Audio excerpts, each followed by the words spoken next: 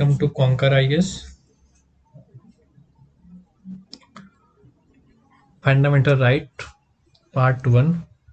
दोस्तों MP PSC के 2020 का जो 11 अप्रैल 2021 को होने वाला है, उसमें हम पॉलिटी सेगमेंट में आज फंडामेंटल राइट पढ़ेंगे। और इसके पहले मैंने हिस्टोरिकल बैकग्राउंड 1773 से लेकर 1947 तक क्या क्या प्रावधान थे हमने हमारी क्लासेस हो चुकी हैं। फिर मैंने संविधान सभा की क्लासेस हमारी हो चुकी हैं। तो आज पढ़ने जा रहे हैं फंडामेंटल राइट, क्योंकि दोस्तों मैं आपको आर्टिकल 1 to 4 की आर्टिकल फर्स्ट ही बोलता है ये भारत राज्यों का संघ होगा। तो मैं आपको इसलिए पढ़ा क्योंकि एमपीपीएससी के सिलेबस में मैंने दिया हुआ है। फिर आर्टिकल 5 to 11 नागरिकता की बात करता है, ठीक है।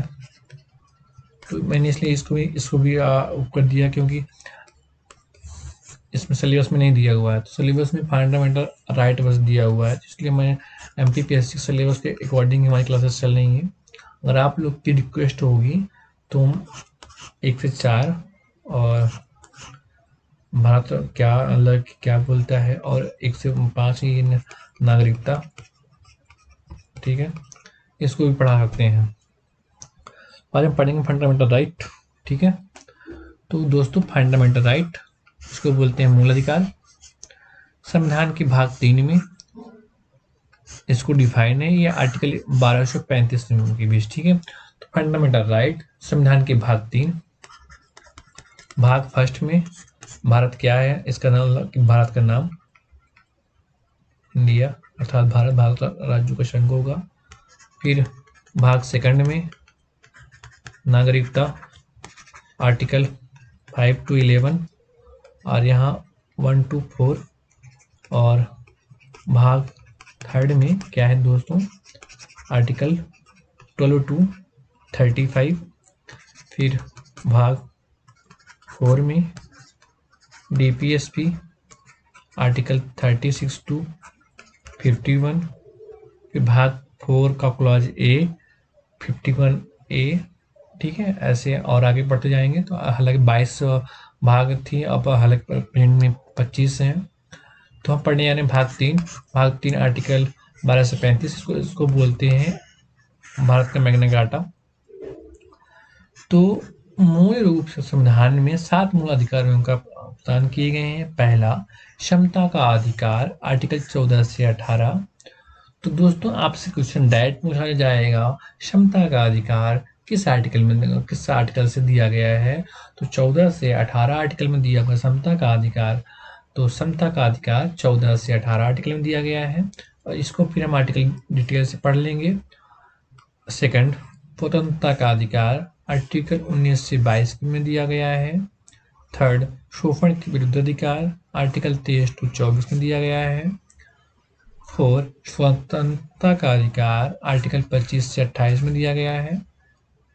5, संस्कृति एवं शिक्षा संबंधी अधिकार आर्टिकल 29 में दिया गया हुआ है। और नेक्स्ट 6, संपत्ति का अधिकार आर्टिकल 31 में था। हालांकि संपत्ति के अधिकार को 42वें संविधान संशोधन 1978 द्वारा मूल अधिकार सूची से हटा दिया गया है। इसे संविधान के भाग 12 में आर्टिकल 300A के तहत कानूनी अधिकार प्रदान किया गया है। तो इस तरह फिलहाल ये 6 मूल अधिकार हैं, ठीक है। 7वां, संवैधानिक उपचारों का अधिकार आर्टिकल 32। तो दोस्तों हमारे संविधान में 7 आर्टिकल थे, तो 6वां जो संपत्ति का अधिकार है उसको हटाकर 44वें संविधान संशोधन के माध्यम से आर्टिकल भाग 12 के आर्टिकल 300 का क्लॉज ए में कर दिया गया है। तो हम 6 अधिकार ही पढ़ेंगे। पहला, समता का अधिकार आर्टिकल 14 से 18। स्वतंत्रता का अधिकार आर्टिकल 19 से 22। शोषण के विरुद्ध अधिकार आर्टिकल 23 से 24। धर्म की स्वतंत्रता का अधिकार 25 से 28, संस्कृति एवं शिक्षा का अधिकार 29 से 30 और संवैधानिक उपचार आर्टिकल 32। तो दोस्तों समता का अधिकार दिया गया है, स्वतंत्रता का अधिकार दिया गया है, शोषण के विरुद्ध अधिकार दिया गया है, धर्म की स्वतंत्रता, संस्कृति और संवैधानिक उपचार। ठीक है, तो हम 6 को ही पढ़ेंगे। और 7वां जो था, अगर आपसे ये पूछे कि मूल संविधान में कितने अधिकार दिए गए थे, तो आपका जवाब होना चाहिए 7, लेकिन प्रेजेंट में 6 अधिकार प्राप्त हैं, 7वां को हटा दिया गया है। ठीक है दोस्तों, ठीक है, तो हम अब पढ़ते हैं। तो दोस्तों मूल अधिकार को यह नाम इसलिए दिया गया है क्योंकि इसे संविधान द्वारा गारंटी और सुरक्षा प्रदान की गई है। जो राष्ट्र कानून का मूल सिद्धांत है, ये मूल सिद्धांत इसलिए भी हैं क्योंकि ये व्यक्ति के चौमुखी विकास भौतिक, बौद्धिक, नैतिक और आध्यात्मिक के लिए आवश्यक है। तो दोस्तों ये मूल अधिकार का नाम इसलिए दिया गया क्योंकि संविधान द्वारा इसमें गारंटी प्रदान की गई है, गारंटी एवं सुरक्षा प्रदान की गई है। जो राष्ट्र के कानून का मूल सिद्धांत है, ये मूल इसलिए भी है क्योंकि ये व्यक्ति की चौमुखी विकास, चाहे भौतिक हो, चाहे बौद्धिक हो, चाहे नैतिक हो, चाहे आध्यात्मिक के लिए आवश्यक है। ठीक है, इस प्रकार हम पहला पढ़ेंगे समता का अधिकार, क्षमता का अधिकार। तो दोस्तों समता का अधिकार किसमें है? समता का अधिकार आर्टिकल 14 से 18 है। तो हम इसको क्रम वाइज पढ़ेंगे। देखो यहाँ पे अगर मैं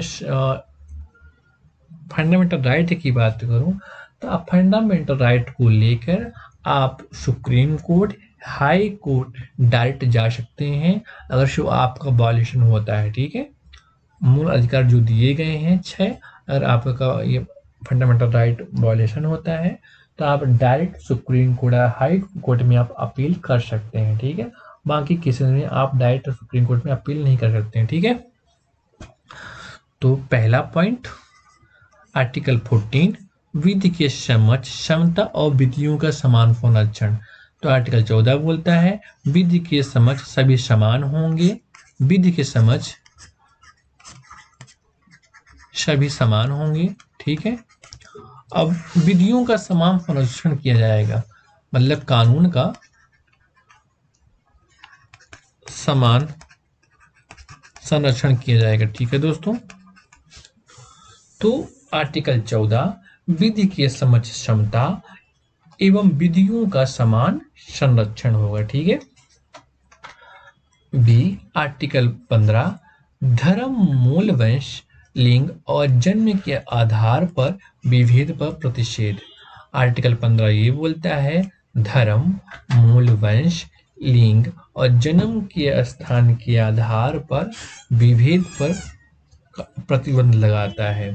ठीक है, तो इसका सब क्लॉज आर्टिकल 15 का क्लॉज 1 राज्य किसी नागरिक के विरुद्ध केवल धर्म, मूल वंश, जात, लिंग, जन्म स्थान या इनमें से किसी आधार पर विभेद नहीं करे। दोस्तों यहाँ पे राज्य का मतलब आर्टिकल 12 से है।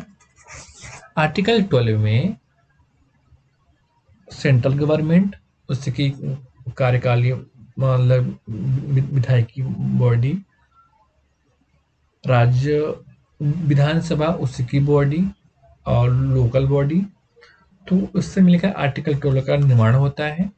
तो राज्य का मतलब भारत के राज्य से है।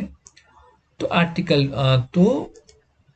15 का क्लॉज 1 बोलता है किसी नागरिक के विरुद्ध केवल धर्म मतलब रिलीजन, मूल वंश, जाति, लिंग और जन्म के स्थान पर इनमें से किसी के आधार पर भेदभाव नहीं किया जाएगा। ठीक है, आर्टिकल 15 का क्लॉज 2 कोई नागरिक केवल धर्म, मूल वंश, जाति, लिंग, जन्म स्थान इनमें से किसी आधार पर, पहला इसमें सब हुआ दुकानों, सार्वजनिक भोजनालय, होटल, सार्वजनिक मनोरंजन के स्थानों में प्रवेश, सेकंड पूर्णता या भगत राजनीति से पोषित या साधारण जनता के प्रयोग के लिए समर्पित कुओं, तालाबों, स्नान घाटों, सड़कों, सार्वजनिक समागमों के स्थानों के लिए उपयोग के संबंध में किसी भी नियोक्ता व दायित्व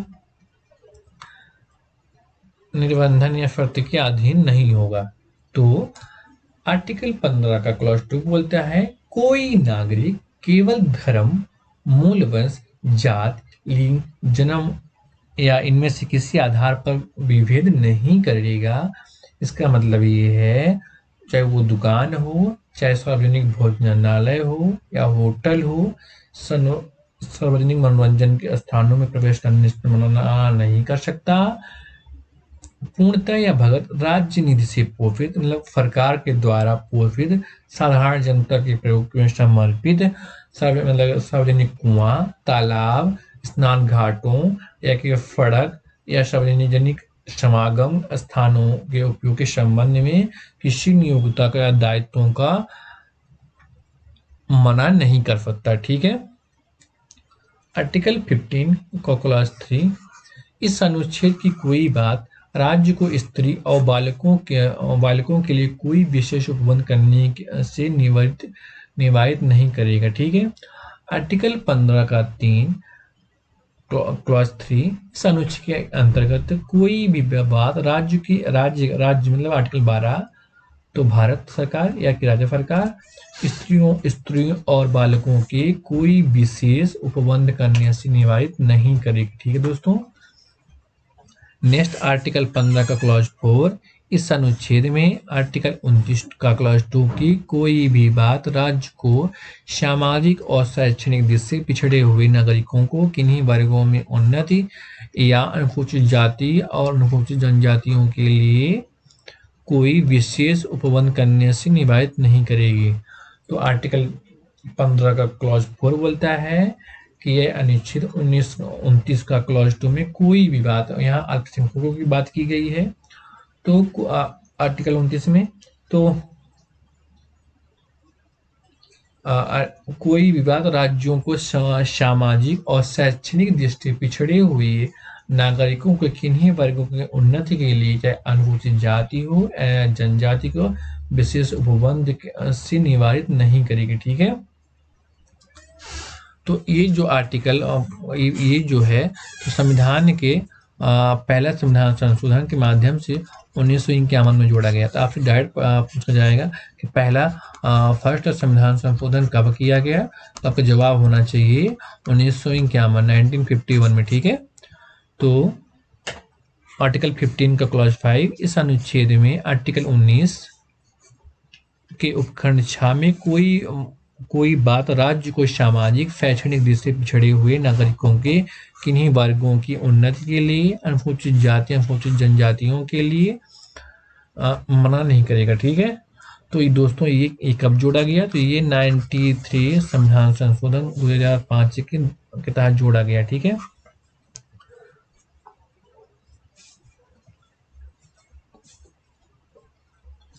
अनुसूचित जातियों द्वारा विधि द्वारा कोई विशेष उपबंध करने से निवारित नहीं करेगी।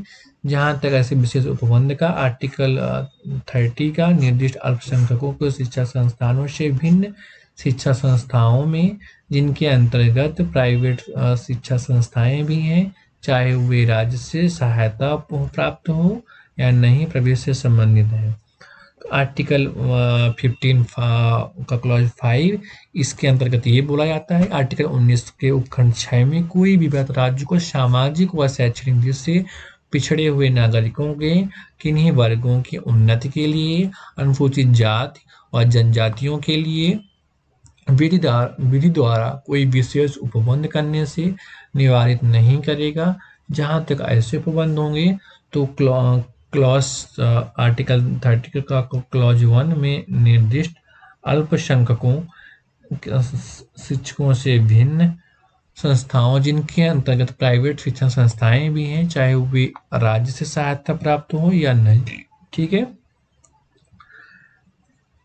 आर्टिकल 15 का क्लॉज 3, इस अनुच्छेद या अनुच्छेद 1 के उपखंड 6 में या आर्टिकल 29 का क्लॉज 2 के अंतर्गत, ठीक है, पहला खंड 4 या खंड 5, खंड 4, 5 ही दोस्तों ये हैं।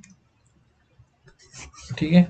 तो अल्पसंख्यक या जो 19 में स्वतंत्रता दी गई है, सामाजिक और शैक्षणिक दृष्टि से किन्हीं वर्गों को अनुसूचित, चाहे जाति हो, चाहे जनजाति हो, चाहे अल्पसंख्यक हो, किसी शिक्षक संस्थानों के अंतर्गत प्राइवेट शिक्षक संस्थान चाहे जो भी हो, सहायता प्राप्त हो या नहीं में प्रवेश संबंधित है। तो इस अनुच्छेद में 29 का खंड 6 और 2 की जो बातें हैं, तो नागरिकों के आर्थिक रूप से दुर्बल किन्हीं वर्गों की उन्नति के लिए कोई भी विशेष उपबंध करने से निवारित नहीं करेगा। ठीक है, इसका क्लॉज बी, खंड 4 या 5 में उल्लिखित वर्गों से भिन्न नागरिकों के आर्थिक रूप से दुर्बल किन्हीं वर्गों की उन्नति के लिए विशेष उपबंध करने से वहाँ निवारित नहीं करेगा। जहाँ ऐसे उपबंध करने से ऐसी शैक्षणिक संस्थाओं में जिनके अंतर्गत आर्टिकल 30 का क्लॉज 1 निर्दिष्ट अल्पसंख्यक शैक्षणिक संस्थानों से भिन्न प्राइवेट शैक्षणिक संस्थान भी हैं, चाहे वे राज्य द्वारा सहायता प्राप्त करने वाली हों या सहायता न प्राप्त करने वाली हों, प्रवेश से संबंधित या आरक्षण की दशा में विद्यमान आरक्षणों के अतिरिक्त तथा प्रत्येक प्रवर्ग के कुल स्थानों में अधिकतम 10% के अधीन होगा। तो दोस्तों ये 103 संविधान संशोधन के माध्यम से इसमें अंतर स्थापित किया गया। ठीक है, तो आर्टिकल 15(6) में दो चीजें बोली गई, आर्टिकल 19 और 29 अल्पसंख्यक या स्वतंत्रता जो भी बात है, तो ये 103वां संविधान संशोधन के माध्यम से जोड़ा गया है। ठीक है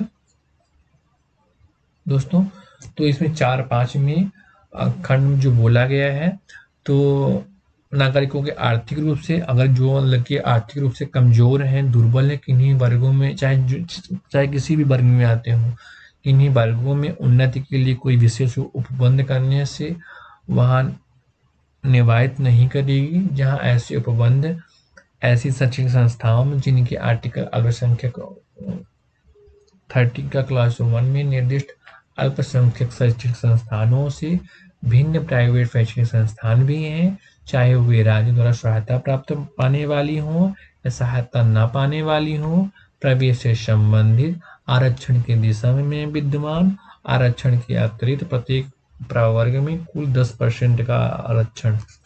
तो 10% का आरक्षण किसमें किया गया है, तो 103वां EWS इकोनॉमिक वर्ग, तो 103वां संविधान संशोधन अधिनियम 2019। ठीक है दोस्तों, अब आ जाते हैं आर्टिकल 16, लोक नियोजन के विषय में ऑफर की समानता। लोगों को उनके नियोजन मतलब नियुक्ति के लिए अवसर की समान समानताएं होंगी। तो आर्टिकल 16 लोक नियोजन के विषय में अवसर की समानता। अब इसके हम उपबंध पढ़ लेते हैं। आर्टिकल 16 का क्लॉज 1 राज्य के अधीन किसी पद पर नियोजन या नियुक्ति से संबंधित विषयों में सभी नागरिकों के लिए ऑफर की क्षमता होगी। आर्टिकल 16 का क्लॉज 2 राज्य के अधीन किसी नियोजन या पद के संबंध में केवल धर्म, मूल वंश, जाति, लिंग, उद्भव, जन्म स्थान, निवास इनमें से किसी आधार पर ना तो नागरिक अपात्र होंगे ना उससे विभेद किया जाएगा। ठीक है, तो आर्टिकल 16 का क्लॉज 1 राज्य के अधीन किसी पद पर नियोजन या नियुक्ति से संबंधित विषयों में सभी नागरिकों के लिए अवसर की समानता होगी, ऑफर की समानता होगी। ठीक है, आर्टिकल 16 का क्लॉज 2 राज्य के अधीन किसी नियोजन या पद के संबंध में केवल धर्म, मूल वंश, जात, लिंग, उद्भव, जन्म स्थान या निवास इनमें किसी आधार पर ना तो कोई नागरिक अपात्र होगा ना ही उसे विभेद किया जाएगा। ठीक है, नेक्स्ट आर्टिकल 16 का क्लॉज 3 इस अनुच्छेद में कोई बात सांसद को कोई ऐसी विधि बनाने से निवारित नहीं करेगा जो किसी राज्य या संघ से क्षेत्र की सरकार के या उससे किसी स्थान या अन्य प्राधिकारी के अधीन वाले किसी वर्ग या वर्गों पर नियोजन या नियुक्ति के संबंध में ऐसे नियोजन या नियुक्ति से पहले उपराज्य या संघ क्षेत्र के भीतर निवास विषय में कोई अपेक्षा विहित करती है। ठीक है, तो दोस्तों आर्टिकल 16 का क्लॉज 3, इस अनुच्छेद में कोई बात संसद को कोई ऐसी विधि बनाने से निवारित नहीं करेगा जो किसी राज्य या संघ क्षेत्र की सरकार के या अन्य किसी स्थानीय या अन्य प्राधिकारी के अधीन आने वाले किसी वर्ग या वर्गों के पद के नियोजन की नियुक्ति के संबंध में नियोजन या नियुक्ति से पहले उपराज्य या संघ क्षेत्र के भीतर निवास विषय पर कोई अपेक्षित विहित हो। ठीक है, 16 का क्लॉज 4, इस अनुच्छेद में कोई बात राज्य को पिछड़े हुए नागरिकों के किसी वर्ग के पक्ष में जिनका प्रतिनिधित्व राज्य की राय में राज्य के अधीन सेवाओं में पर्याप्त नहीं है, नियुक्तियों या पदों के आरक्षण के लिए उपबंध करने से निवारित नहीं करेगी। ठीक है, तो आर्टिकल 16 का क्लॉज 4, इस अनुच्छेद में की गई बात राज्य के पिछड़े हुए नागरिकों के किसी वर्ग के पक्ष में जिनका प्रतिनिधित्व राज्य की राय में राज्य के अधीन सेवाओं में पर्याप्त नियुक्ति या पदों के आरक्षण के लिए उपबंध से निवारित करती है। ठीक है, नेक्स्ट आर्टिकल 16 का क्लॉज 5, इस अनुच्छेद में कोई बात किसी ऐसी विधि के प्रवर्तन पर प्रभाव नहीं डालेगी जो यह उपबंध करती है किसी धार्मिक या सांप्रदायिक संस्था के कार्यकलाप से संबंधित कोई पदधारी या उसके शासकीय निकाय का कोई सदस्य किसी विशिष्ट धर्म को अपनाने या विशिष्ट समुदाय का ही हो। ठीक है, तो आर्टिकल 16 का क्लॉज 5 बोलता है इस अनुच्छेद के अधीन कोई बात ऐसी किसी विधि के प्रवर्तन पर प्रभाव नहीं डालेगी या उपबंध नहीं करती किसी धार्मिक या सामुदायिक संस्था की कार्यकलाप से संबंधित कोई पदधारी व उसके शासकीय निकाय का कोई सदस्य किसी विशिष्ट धर्म को मानने वाला या विशेष समुदाय का हो। ठीक है, आर्टिकल 16 का क्लॉज 6, इस अनुच्छेद की कोई बात राज्य को विद्यमान आरक्षण के प्रति या प्रत्येक प्रवर्ग में पदों में अधिकतम 10% के अधीन खंड 4 में उल्लिखित वर्गों से भिन्न नागरिकों का आर्थिक रूप से दुर्बल किन्हीं वर्गों के पक्ष में नियुक्ति व पदों आरक्षण के लिए कोई उपबंध निवारित नहीं करेगा। ठीक है, तो इस आर्टिकल 16 का क्लॉज 6 इस अनुच्छेद राज्य को विद्यमान आरक्षण के अतिरिक्त, मतलब राज्य में जो आरक्षण दिया गया है, मान लीजिए अभी 50% है, उसके अलावा 10% आरक्षण दिया जाएगा। प्रत्येक प्रवर्ग में पदों में अधिकतम 10%, खंड 4 में उल्लिखित वर्गों से भिन्न नागरिकों के आर्थिक रूप से दुर्बल किन्हीं वर्गों के पक्ष में नियुक्तियों पदों का आरक्षण के लिए कोई भी उपबंध करता है तो ये 103 संविधान संशोधन अधिनियम 2019 के अंतर्गत दिया गया है। ठीक है, EWS 103वां संविधान संशोधन 2019। ठीक है दोस्तों, 17 अस्पृश्यता का अंत। अस्पृश्यता का अंत किया जाता है और उसका किसी भी रूप में आचरण निषिद्ध किया जाता है। अस्पृश्यता से उपजी किसी नियोक्ता को लागू करना अपराध होगा जो विधि के अनुसार दंडनीय होगा। ठीक है, आर्टिकल 17 दोस्तों ये बोलता है अस्पृश्यता का अंत मतलब छुआछूत का अंत। तो अस्पृश्यता का अंत किया जाता है और उसके किसी भी रूप में, मतलब छुआछूत का किसी भी रूप में आचरण करना निषेध है। छुआछूत से उपजी किसी नियोक्ता को लागू करना अपराध होगा जो विधि के अनुसार दंडनीय होगा। ठीक है दोस्तों, आर्टिकल 18 उपाधियों का अंत। जब देश स्वतंत्र हुआ दोस्तों तो उपाधियों का अंत कर दिया गया, चाहे वो मतलब की कोई भी उपाधि नहीं होगी, लेकिन कुछ एक्सेप्शन है, जैसे सम्राट या कि राजा या कि जो भी हैं तो सब उनको मना कर दिया गया है। ठीक है। आर्टिकल 18 का 1, राज्य, सेना या विद्या संबंधी सम्मान के सिवाय कोई और उपाधि प्रदान नहीं करेगा। ठीक है। तो आर्टिकल 18(1) राज्य, सेना, विद्या के संबंधित सम्मान के सिवाय कोई उपाधि प्रदान नहीं करेगा। मतलब राज्य, सेना, विद्या के सिवाय और किसी में कोई उपाधि नहीं देगा। तो मतलब इनको सेना हो या शिक्षा के संबंध में हो तो आप राज्य मतलब केंद्र या राज्य ये इन पे उपाधि दे सकती है, सेना और शिक्षा में। ठीक है। आर्टिकल 18(2) भारत का कोई नागरिक किसी विदेशी राज्य से कोई उपाधि स्वीकार नहीं करेगा। ठीक है।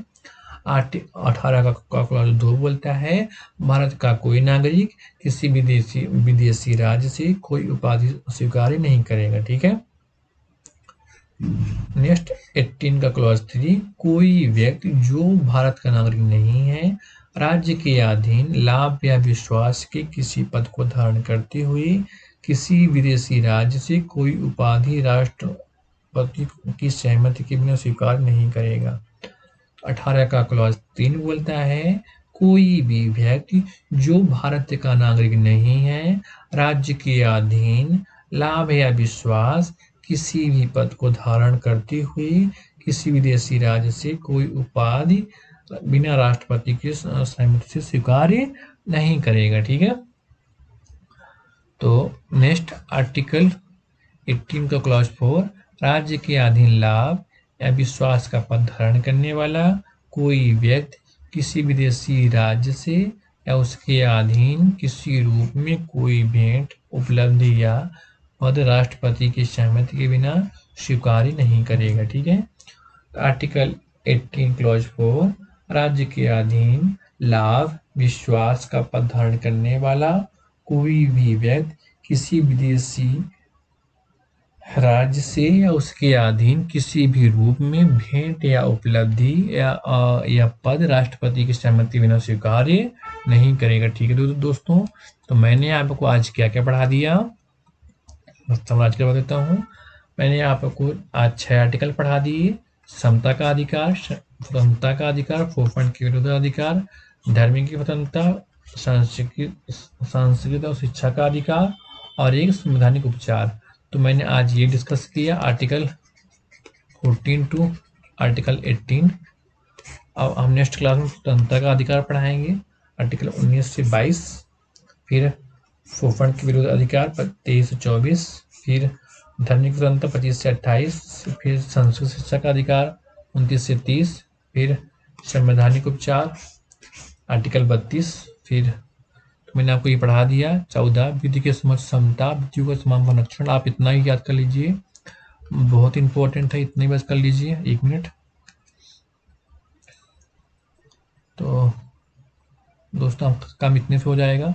आर्टिकल 14 विधि के समक्ष समता और विधियों का समान संरक्षण। आर्टिकल 15 धर्म, मूल, वंश, लिंग, जन्म के स्थान के आधार पर विभेद पर प्रतिषेध। फिर नेक्स्ट आर्टिकल 16 लोक नियोजन के विषय में ऑफर की क्षमता। फिर 17 अस्पृश्यता का अंत। 18 उपाधियों का अंत।